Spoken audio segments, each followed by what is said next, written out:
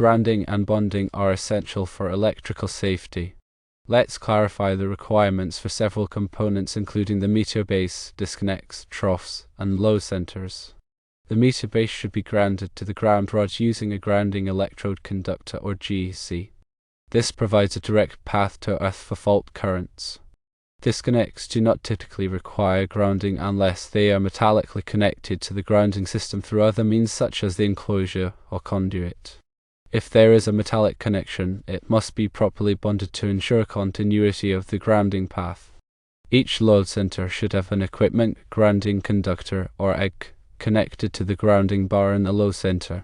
This EGC provides a low impedance path for fault current to return to the source, facilitating the operation of overcurrent protection devices. Troughs, in general, do not need to be grounded if they are made of non-conductive material and do not contain any electrical equipment.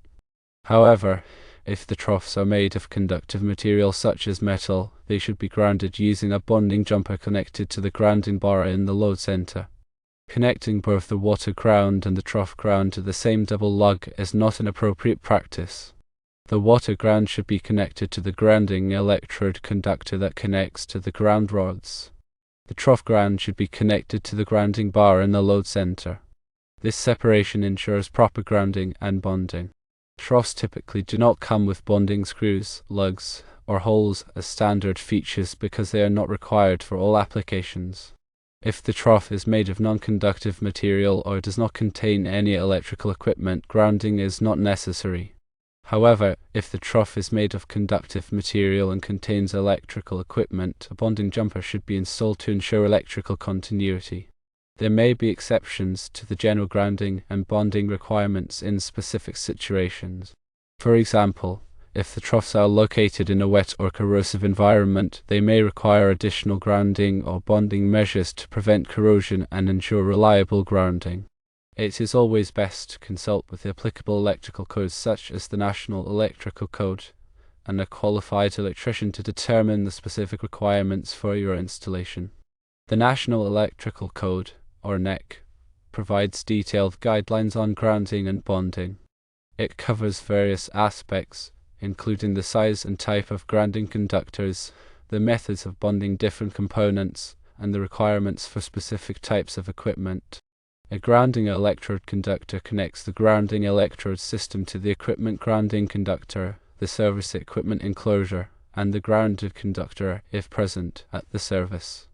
The size of the grounding electrode conductor is determined by the size of the service entrance conductors, as specified in NEC Table 250.66. The equipment grounding conductor, or EC, is used to connect the non-current carrying metal parts of equipment, raceways, and other enclosures to the system grounded conductor, the grounding electrode conductor, or both, at the service equipment or separately derived system. The size of the equipment grounding conductor is determined by the rating of the overcurrent protective device protecting the circuit, as specified in NEC Table 250.122. Bonding is the permanent joining of metallic parts to form an electrically conductive path that ensures electrical continuity and the capacity to conduct safely any fault current likely to be imposed. Bonding is essential to minimize voltage differences between metal parts and to provide a low impedance path for fault current. Bonding jumpers are used to connect metallic parts together, such as metal conduits, metal enclosures, and metal equipment. The size of the bonding jumper is determined by the size of the circuit conductors, as specified in NEC Table 250.102. Ground rods are commonly used as grounding electrodes. They should be at least 8 feet long and should be driven into the ground to a depth of at least 8 feet. The NEC requires that ground rods be supplemented by another electrode, such as a metal underground water pipe or a concrete encased electrode. A metal underground water pipe can be used as a grounding electrode if it is in direct contact with the earth for at least 10 feet. The water pipe should be supplemented by another electrode, such as a ground rod or a concrete encased electrode. A concrete encased electrode, often referred to as a U for ground, consists of at least 20 feet of bare copper conductor encased in concrete. The concrete must be in direct contact with the earth. Separately derived systems, such as generators and transformers, have specific grounding requirements.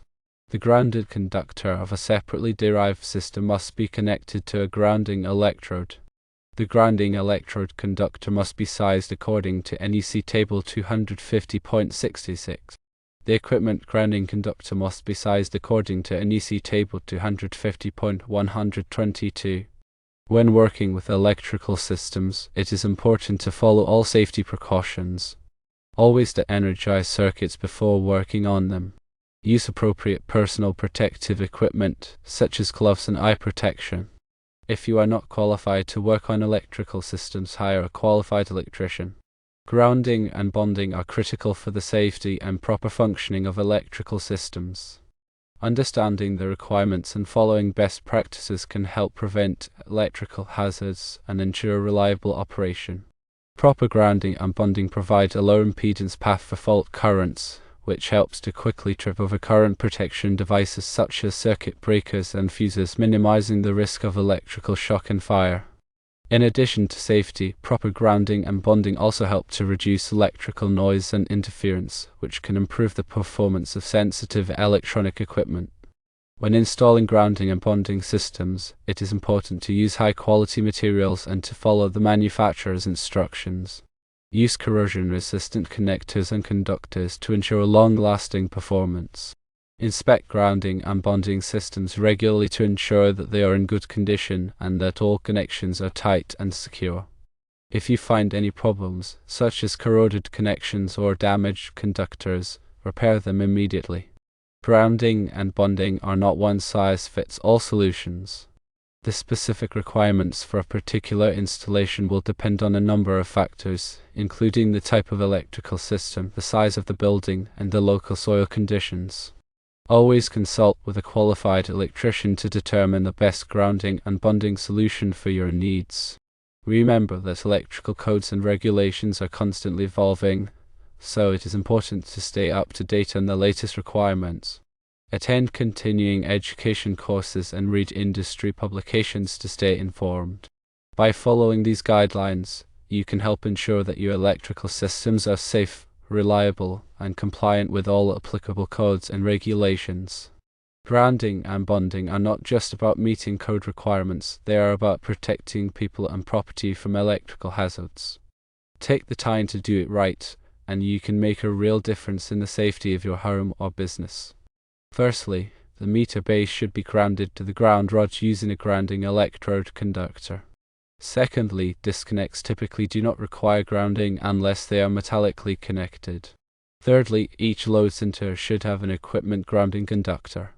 Fourthly, troughs do not need to be grounded if they are non-conductive. Fifthly, avoid connecting the water ground and the trough ground to the same double lug. Sixthly, troughs typically do not come with bonding screws, lugs, or holes for all applications. And seventhly, consult with applicable electrical codes and a qualified electrician for specific situations and potential exceptions to the general rules. Grounding ensures that non-current carrying metal parts are at or near ground potential, minimizing the risk of electric shock. Bonding provides a low impedance path for fault current, allowing overcurrent protection devices to quickly trip and clear faults. The grounding electrode system typically consists of one or more grounding electrodes, such as ground rods, metal underground water pipes, or concrete encased electrodes. The grounding electrode conductor connects the grounding electrode system to the service equipment. The equipment grounding conductor connects the non-current carrying metal parts of equipment to the grounding system. Bonding jumpers are used to connect metallic parts together to ensure electrical continuity.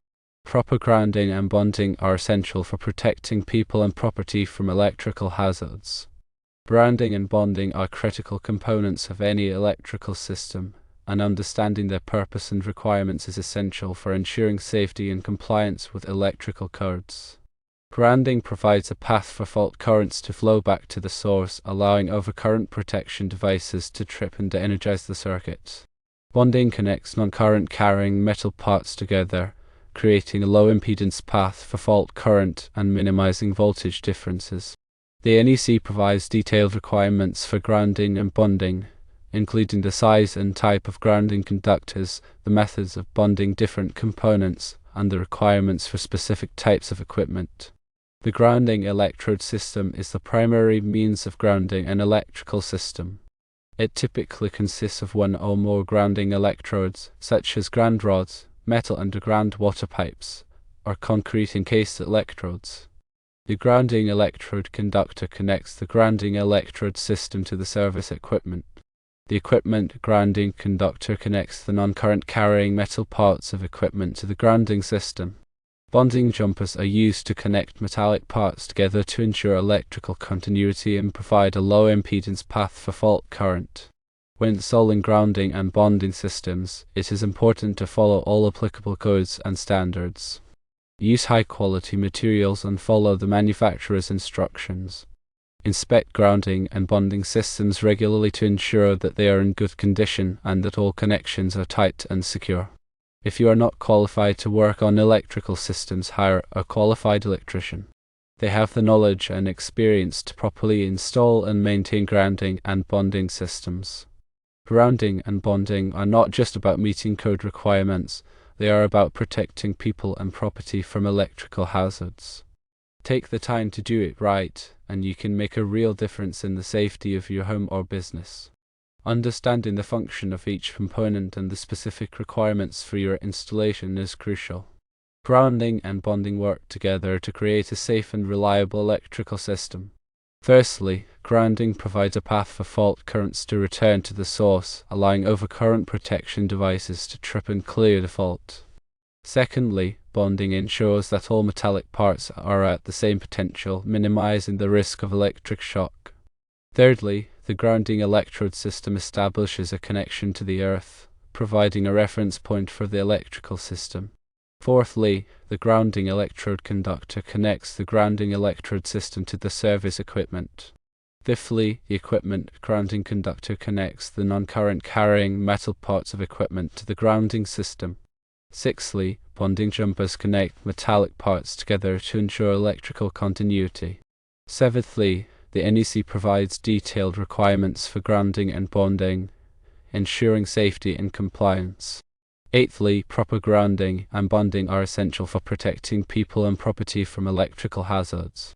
Ninthly, consult with a qualified electrician to ensure that your grounding and bonding system is properly installed and maintained.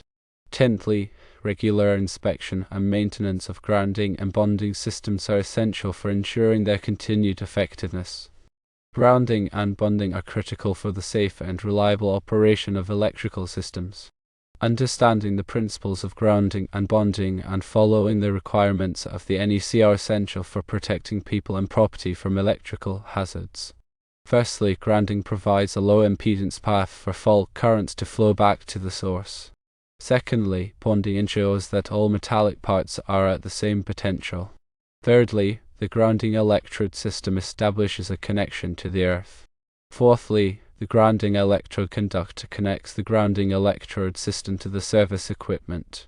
Fifthly, the equipment grounding conductor connects the non-current carrying metal parts of equipment to the grounding system. Sixthly, bonding jumpers connect metallic parts together. Seventhly, the NEC provides detailed requirements for grounding and bonding. Eighthly, proper grounding and bonding are essential for protecting people and property. Ninthly, consult with a qualified electrician for installation and maintenance. Tenthly, regular inspection and maintenance are essential for continued effectiveness. Grounding and bonding are not just about meeting code requirements, they are about protecting lives and preventing electrical accidents. By understanding the principles of grounding and bonding and following the requirements of the NEC, you can help ensure the safety of your home, your business, and your community.